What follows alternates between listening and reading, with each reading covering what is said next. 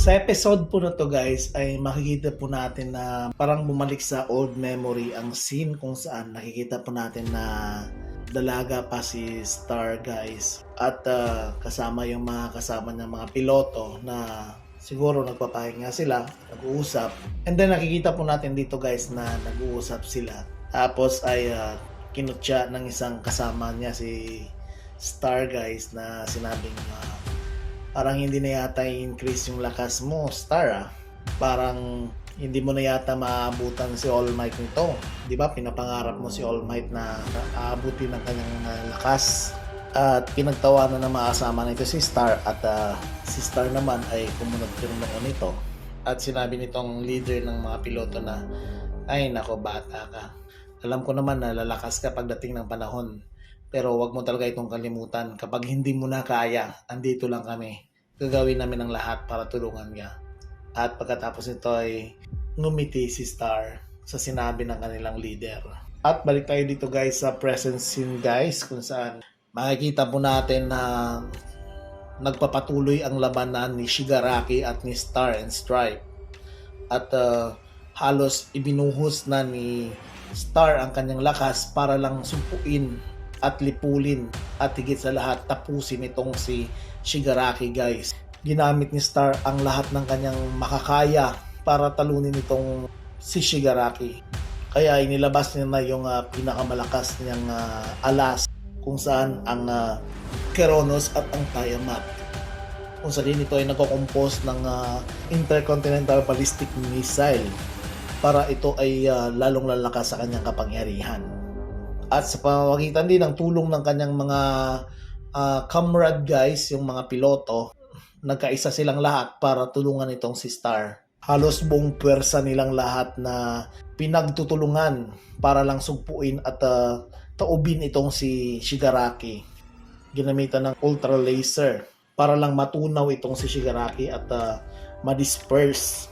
At higit sa lahat, ilang beses nang ginamitan ni Star and Stripe ng kanyang super moves guys gamit ang new model ng hypersonic intercontinental ballistic missile na halos yayanig ang buong karagatan sa mga nangyayaring labanan nila.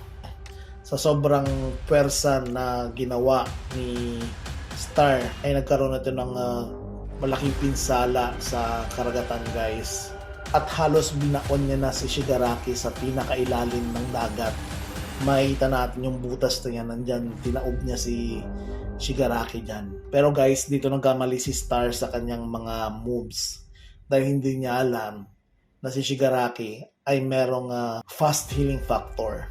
At bigla na lang itong lumukso si Shigaraki papunta kay Star. At makikita nating naubusan na ng puwersa itong si Star and Stripe. Tapos rumesback naman itong mga piloto guys at sinabi ng kanilang captain na protektahan natin si Star. Bumalik tayo sa squadron formation. Kailangan nating manatili bilang mga footholds ni Star and Stripes. At yun nga nakiisang lahat ng mga piloto. Inatake ng ibang mga jet fighter si Shigaraki at yung iba naman ay protektahan si Star and Stripe. At sinabi naman ni Shigaraki, kung hindi mo ako nakalaban, siguro ay madali akong natapos dahil sa pagiging lack ng aking ability. Pero dahil sa experience ng ating labanan ngayon, sinisuguro ko sa iyo na makukuha ko ang quirk mo at ito ay magagamit ko ng husto. At pagkatapos ay nataranta ng lahat ng mga piloto at sinabihan nila si Star na, Star, gamitin mo ulit ang kapangyarihan mo. At sinabi naman ni Star guys na wala na akong lakas. Ganun pa rin pag gagamitin ko yung kapangyarihan ko ay magre-regenerate pa rin siya. At sinabi ng pilot captain na tapusin na natin siya sa pamamagitan ng pagpasabog ng missile sa kanya.